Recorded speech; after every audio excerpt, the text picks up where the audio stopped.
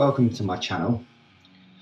So for YouTube purposes, this is a toy. It is a toy gun. It fires little plastic balls and it is safe, unloaded, and there you go. It works on a battery, cannot shoot real things, cannot kill anything, and yeah, there you go. Obviously it doesn't look like this when you get it. It looks like the picture on the box. Well Mp7, or they call it R4, the R4. I don't know why some of them have Mp7 written in the box and some of them don't. So this isn't an officially licensed product, unlike the VFC or like the Marui. It doesn't have markings on it or anything.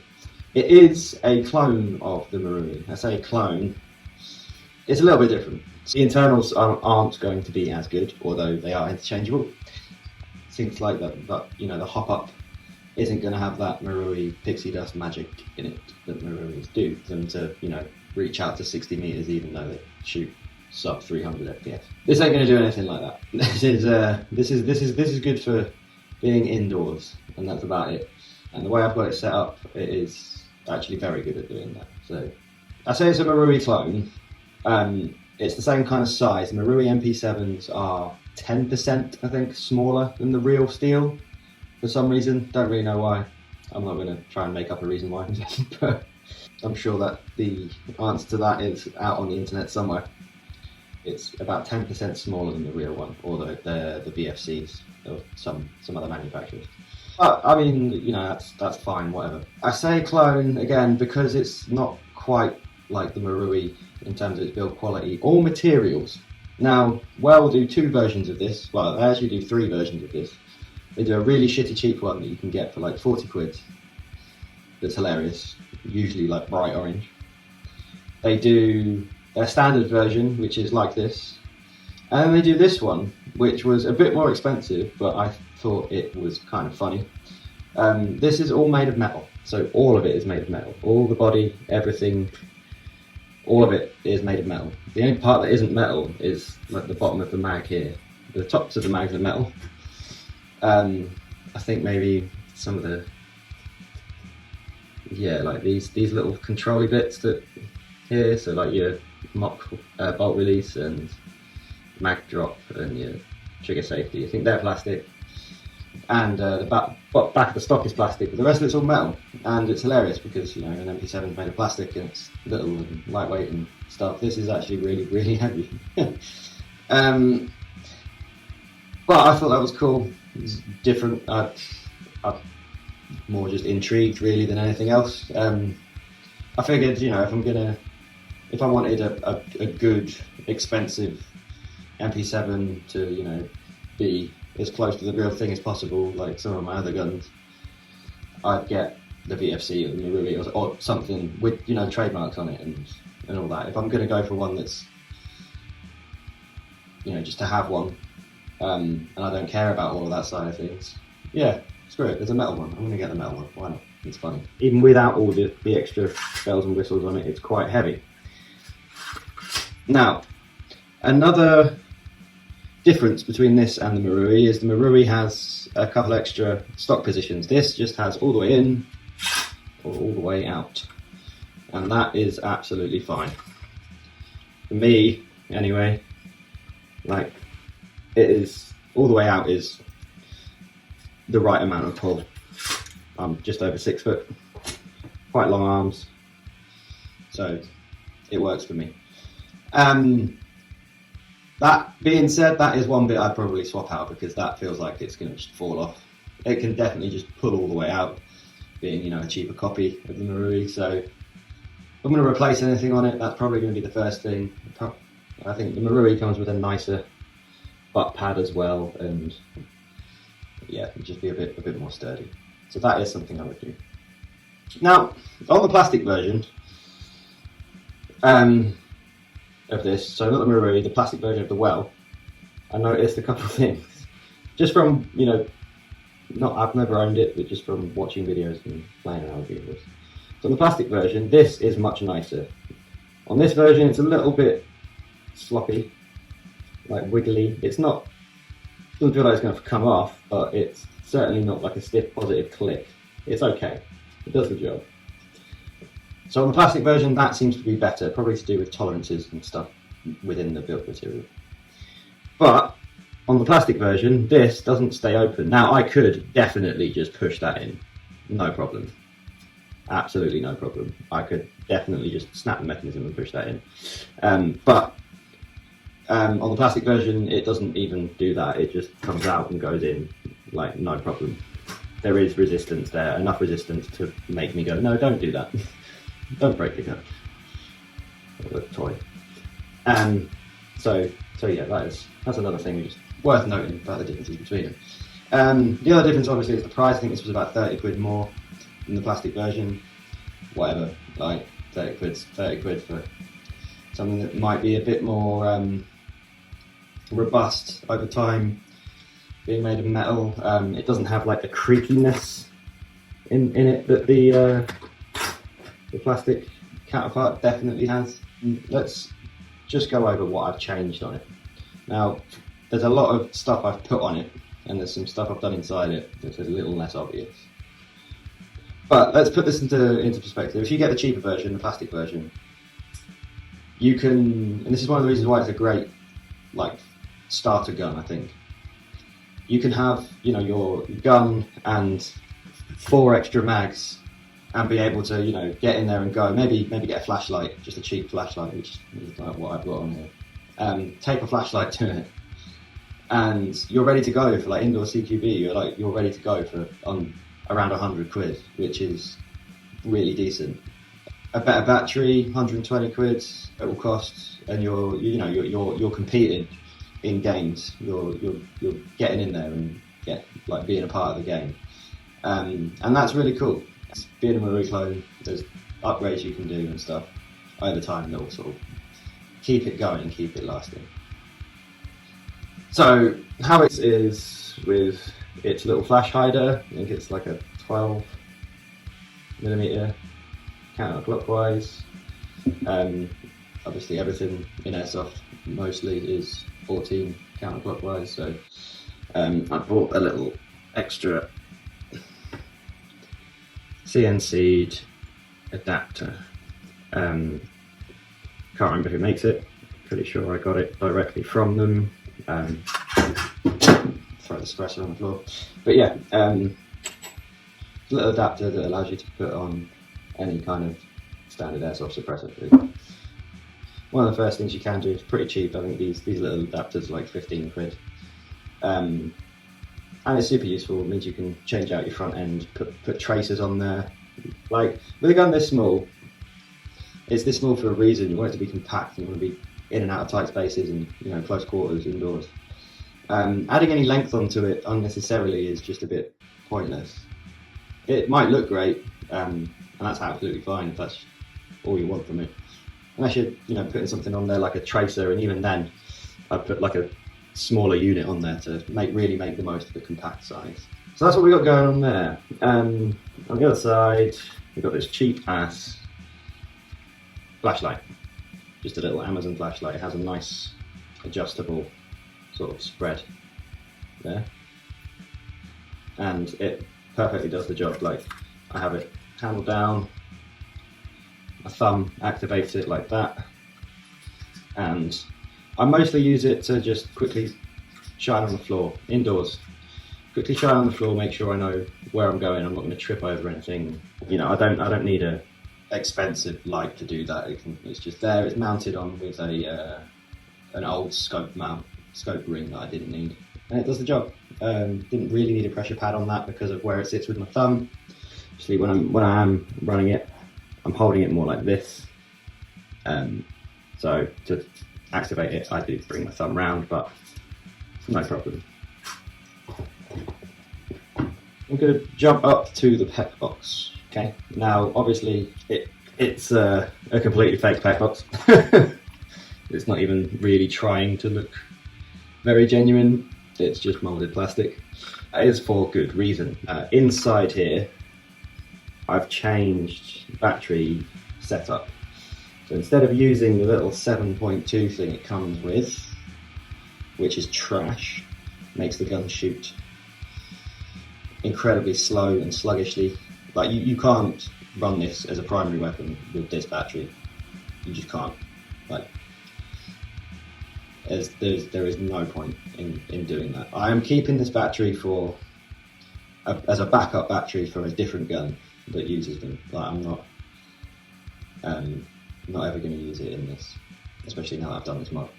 So there is the Lilacs Lipo mod, and it's just a big piece of plastic that goes down here, plugs into the contacts that this battery plugs into, and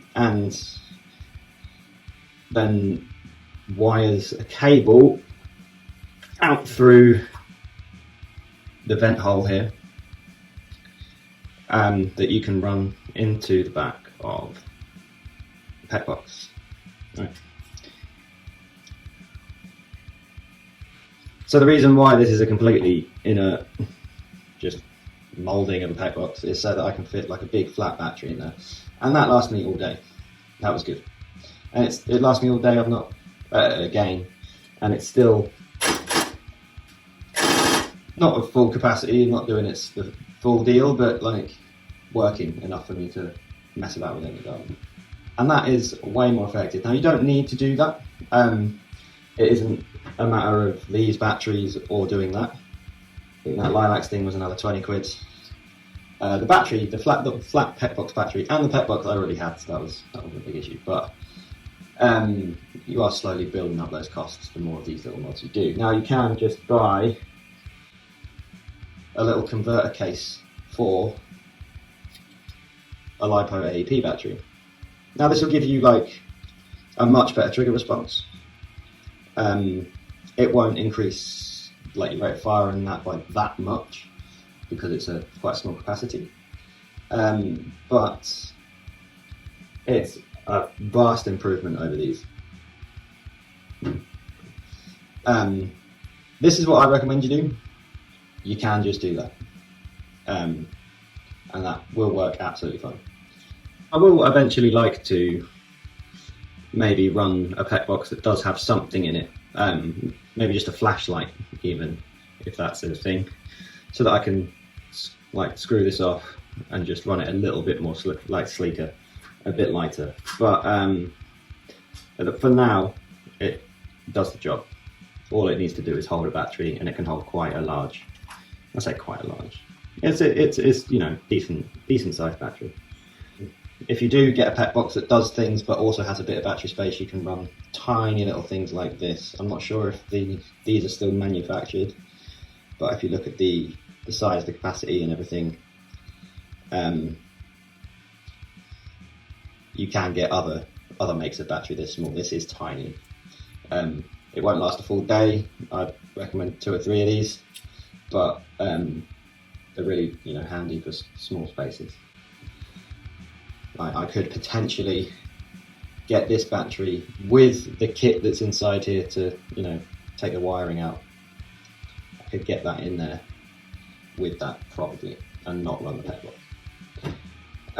One thing about doing this, the Lilacs thing, I'll find a picture of it. It's like a big plastic thing that sits in here.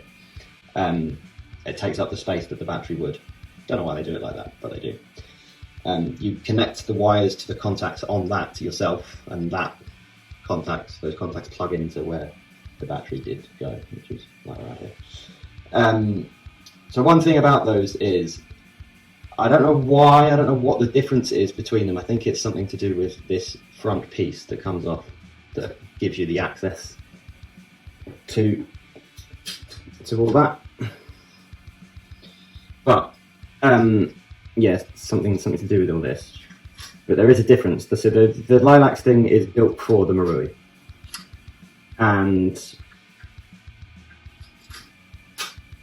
it's a little bit too long to fit inside this for some reason. Only by you know, a few millimeters we're talking, but it does stop it from closing. Now, what I did, being cack-handed and, you know, trying to get things done quickly, I melted it. I had a jet lighter, heated up the end of the plastic thing, so it's just a piece of plastic, and then scraped it off, put it in, didn't quite close still, did it a little bit more, until it went in really nicely. It's easier than cutting it, quicker than cutting it, and you just have to, you know, be not a dick when it comes to using fire in the way that it wasn't intended. But it did the job. So as a result, I have a super snappy trigger response. Like that takes this tiny little AEP gearbox and, you know, makes it competitive with AEG gearboxes. Obviously not as quick and snappy as a gas blowback, but plenty for CQB gameplay. Now, playing CQB, I wasn't really allowed to go. I wasn't allowed to go to full auto. That's still respectable, even though the battery's, you know, probably less than half capacity. On a full charge, it is considerably faster than that. Indoor, that was absolutely fine. Issues I did have, obviously, spamming the trigger. I can't do it now, typical. But it did lock up every now and then. It also had a strange sort of mechanical lockup. I don't know if it's an intentional thing or if it was literally just a physical jam blocking anything from being able to work. But it like cut. Well, I don't know what it was. I'm not going to try and elaborate on something I didn't know what it was. But it was when a BB jammed, you couldn't pull the trigger. It's like there's where the BB jammed, the BB was jamming the trigger. But that's fine. I just take the mag out, give it a little shake, wait for something to drop out, or fire. You can fire with the mag out. So I think it was the mag putting pressure on. And now here I am explaining something I have no idea about. But it did work. Just quick little things like that. I did have the trigger lock up because I was spamming it too much in semi-auto, and that would just take switching to full, quick burst. The only issue I really ran into, that and at long distances it being completely useless. at the place I play at Invicta Battlefield down in Kent, Black site, they do also, as well as their indoor site, have an outdoor CQB site that's kind of new. And that this was absolutely useless. I had to get so close to people to try and hit them with some success, but more than likely I was shot way before by someone with a longer rifle, longer barrel, proper AEG, not just a little electric pistol. Consistently, this is good at 5 to 10 meters, 15 at a push, like landing shots on target. Beyond that is get a different gun. So the optic I have on here is absolutely ridiculous for this build. The optic costs more than the gun. This is not a genuine Vortex UH1. It's a copy, it's a clone. But still, it is very nice. It's made for to be able to handle recoil. I usually have it on my gas blowback rifles, but I think it looks awesome on this. The reticle, you can see it there. The reticle's cool. Lots of adjustment options. I can turn it down. You can't really see that, but onto a night vision setting for indoor play, so that it's not, at risk of becoming a lamp giving away my position. So the charging handle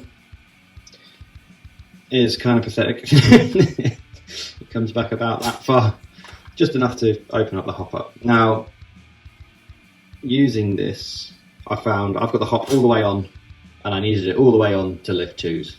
And I expected that, completely expected that, because it's a cheap AEP. It's nothing crazy, so I'm not going to expect it to do anything it's not going to be able to do.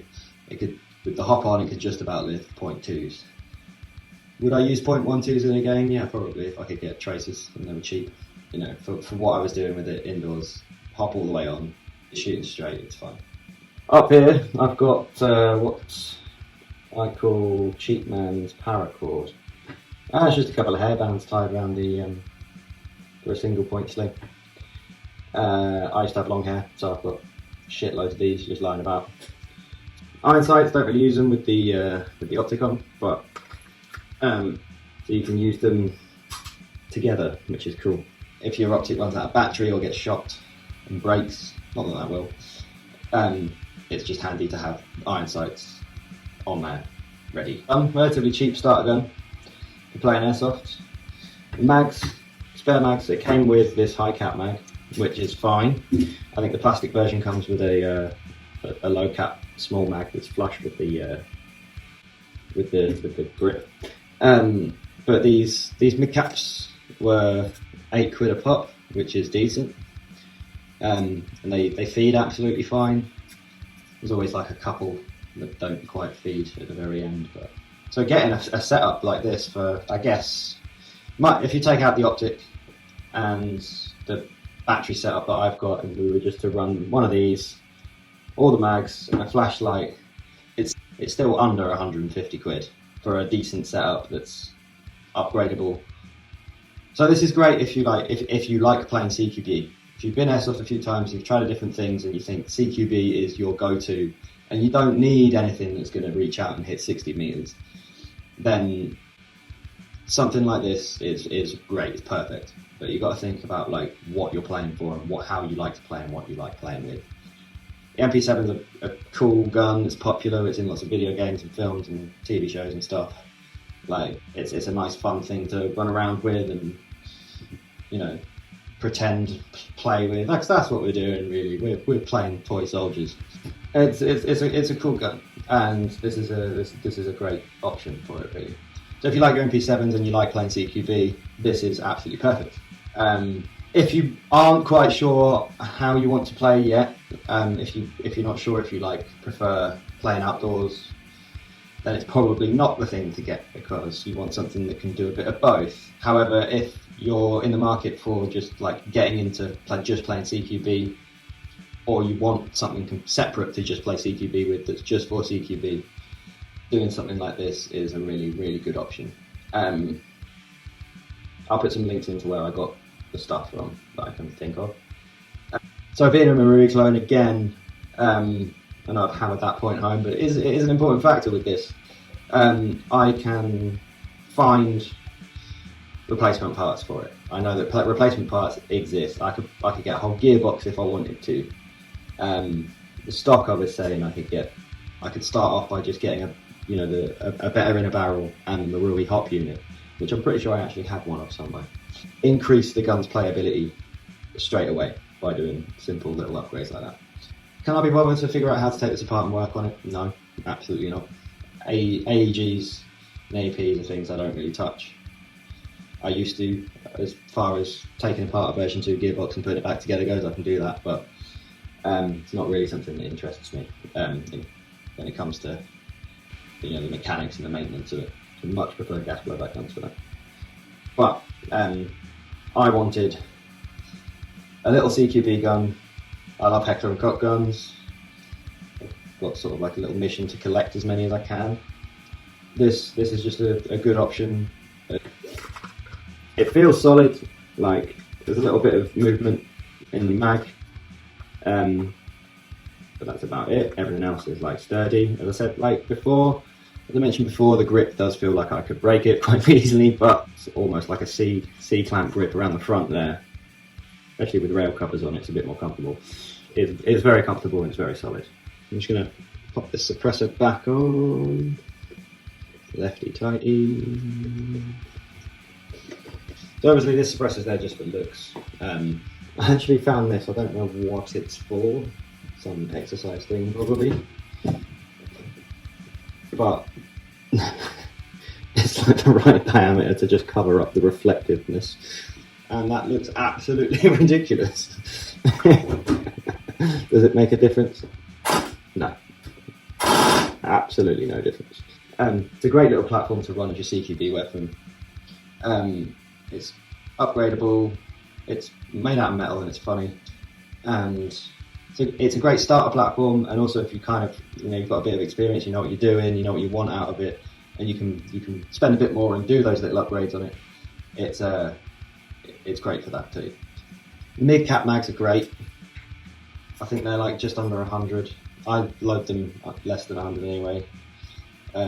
Obviously the real ones hold 40, so you can run them like that if you want. And I just had this as like my last mag. So that's been the Well Mp7 and how I set it up and how I run it, and why I think it is a great starter CQB platform. Once again, like and subscribe and hit the little notification bell. Links to some of the stuff that I've got here, if I can remember it all, is in the description.